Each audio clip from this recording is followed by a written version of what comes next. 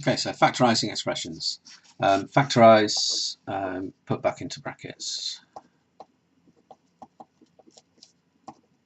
So that's what we've got to remember about the word factorise.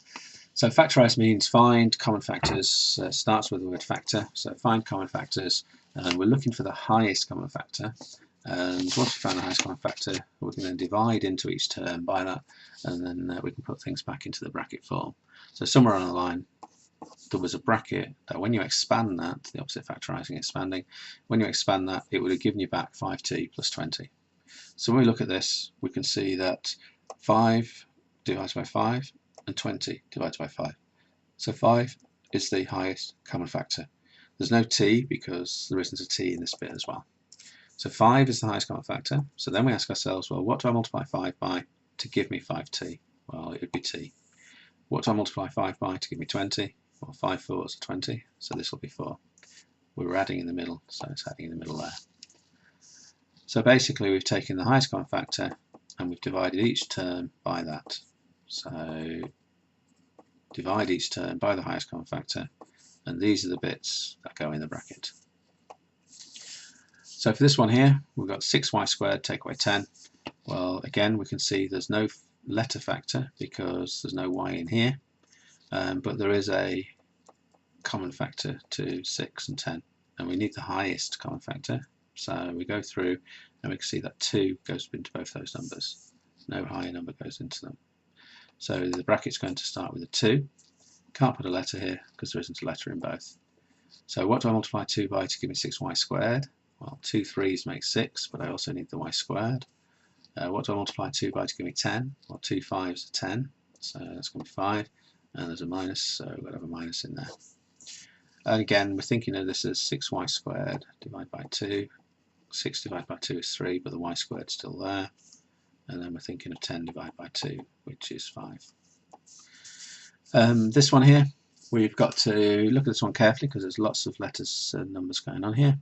So we can see that if we think of the 8 and the 4, then the highest common factor of the 8 and the 4 will be 4. So our bracket must have a 4 in front of it. And then we can see that we've got an r squared and we've got an r. Well, that means there's a common factor of r because both of these will divide by r. Just remember that r squared means r times r. Therefore, we can divide this by r and we can divide that out by r. So there'll be an r outside the bracket. And then when we look at the k, there's a k in this one and there's a k cubed there. So again, just reminding ourselves that k cubed means k times k times k.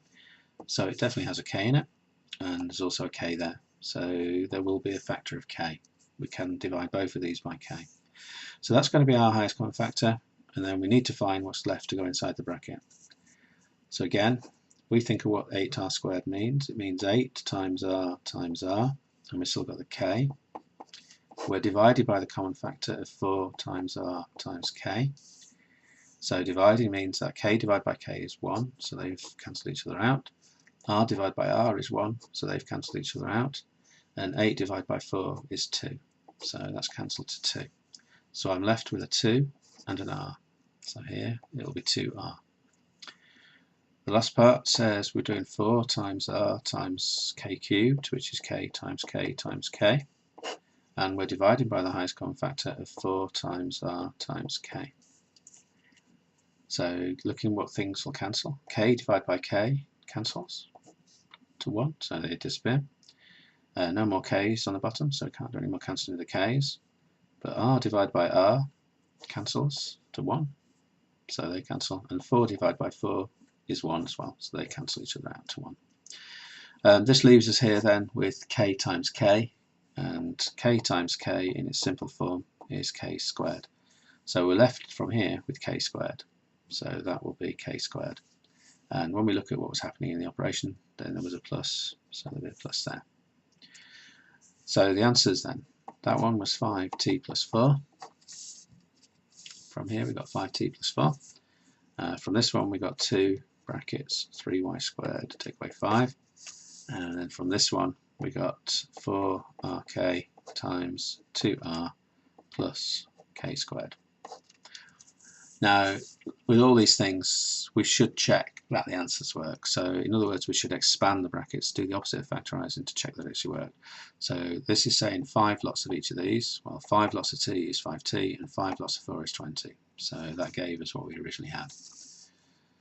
Here we're saying 2 lots of 3y squared. So 2 lots of 3y squared is 6y squared. Well, that's what we originally had. And then 2 lots of 5 is 10, but there's a minus sign, so minus 10. So that works. This one's slightly more complicated, but not too bad. We do bit by bit. So 4 2s are 8. R times R is R squared.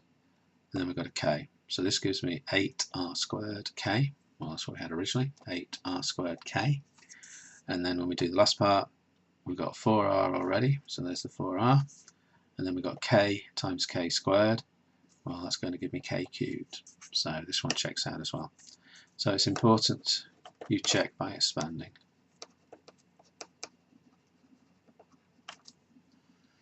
And that's a summary of factorising expressions into single brackets.